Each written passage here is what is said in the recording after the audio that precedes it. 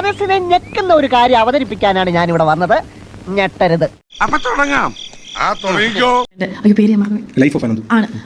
ഒരു കുറച്ച് സെക്കൻഡ്സിൽ നിങ്ങൾ പറഞ്ഞു. പിന്നെ അതിന്റെ ഹസ്ബൻഡ് ചേട്ടനു ശ്രീവിദ്യ എന്നാണ് എന്റെ പേര്. ഈ പഴയ അലവലായത്തരൊക്കെ ഇപ്പോഴും കൂടെ കൊണ്ടു നടക്കല്ലേ? എന്ത് ചെയ്യാനാ, അതെന്റെ തൊലിയുമായിട്ട് ഇഴുകി ചേർന്ന് പോയി.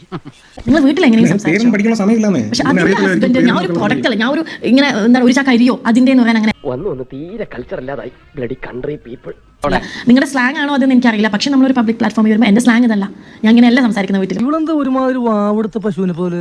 കഴിഞ്ഞപ്പോ തന്നെ ഞാൻ ഈ ഒരു ഡയലോഗ് അതിന്റെ ഹസ്ബൻഡ് എന്ന് പറഞ്ഞു എന്നാണ് പറയുന്നത്. ഇതിന്റെ ഹസ്ബൻഡ് ട്രിവാൻഡ്രത്ത് ഒരു റെസ്റ്റോറന്റ് തുടങ്ങി. അതിന്റെ ഭാഗമായിട്ടാണ് പുള്ളിക്കാരൻ ട്രിവാൻഡ്രത്ത് പോയേക്കുന്നത്. ഇത്രേ ഞാൻ പറഞ്ഞോളൂ. അത് ഇവർക്ക് ഭയങ്കരമായിട്ട് കൊണ്ടു. എനിക്കറിയില്ല ഇതിനകത്ത് കൊള്ളാൻ വേണ്ടി എന്തെങ്കിലും ഉണ്ടോ എന്ന്. മേ ബി എന്റെ സ്ലാങ്ങിന്റെ പ്രശ്നമായിരിക്കും. ഞാൻ കൊല്ലക്കാരനാണ്. ഞങ്ങള് ഇതൊക്കെ നോർമലായിട്ട് യൂസ് ചെയ്യുന്ന ഒരു സ്ലാങ് ആണ്. അതൊക്കെ നാട്ടുകാർക്ക് അറിയാവുന്ന കാര്യമല്ല അല്ലേ? എന്താ പറഞ്ഞത്? നിങ്ങളുടെ സ്ലാങ് ആണോ അതെന്ന് എനിക്കറിയില്ല. പക്ഷെ നമ്മളൊരു പബ്ലിക് പ്ലാറ്റ്ഫോമിൽ വരുമ്പോൾ എന്റെ സ്ലാങ് ഇതല്ല. ഞാൻ ഇങ്ങനെയല്ല സംസാരിക്കുന്ന വീട്ടിൽ. ഉറപ്പിക്കാവോ? ഞാനൊരു വീഡിയോ കാണിക്കാം ഗൈസ്. നമുക്ക് അത് കഴിഞ്ഞിട്ട് ബാക്കി കാര്യങ്ങൾ സംസാരിക്കാം. രാമദാസ മോനെ, നീ പറയുന്നത് നീ എത്ര പുളു വേണമെങ്കിലും അടിച്ചോ, പക്ഷെ കേൾക്കുന്നവർ കൂടി ദഹിക്കണം. എനിക്ക് വായി തോന്നുന്ന ക്യാമറ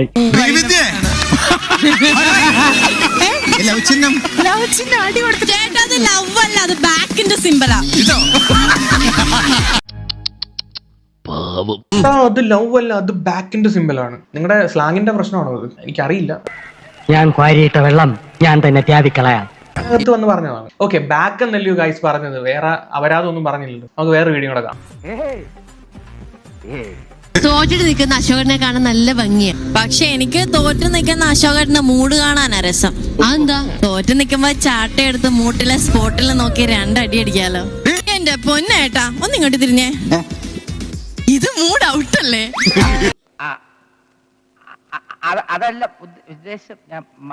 നിങ്ങൾ ഇത്രയും സംസ്കാരമുള്ള അല്ലെങ്കിൽ ഇത്ര പബ്ലിക് പ്ലാറ്റ്ഫോമിൽ വന്നിട്ട് ഇത്രയും ശുദ്ധിയായി സംസാരിക്കുന്ന നിങ്ങളുടെ വായിന്ന് വീണതാണ്. പ്രിയപ്പെട്ട ശ്രീ വിദ്യ സ്വന്തം സംസ്കാരവും സംസാരവും അതിനകത്തൊരു ശുദ്ധി വരുത്തിയിട്ട് ബാക്കിയുള്ളവരെ പറയാൻ വന്നിരുന്നാൽ കുറച്ചും കൂടെ നമുക്ക് അക്സെപ്റ്റ് ചെയ്യാൻ പറ്റും. ഇത്രയും വൃത്തികെട്ട ഒരു മനുഷ്യനെ എന്റെ കരിയർ കണ്ടിട്ടില്ല. എന്നാ ഞങ്ങൾ അങ്ങ് ഇറങ്ങട്ടെ. ആയിക്കോട്ടെ, സന്തോഷായി. ഞാൻ പോകുന്നു. Bye bye.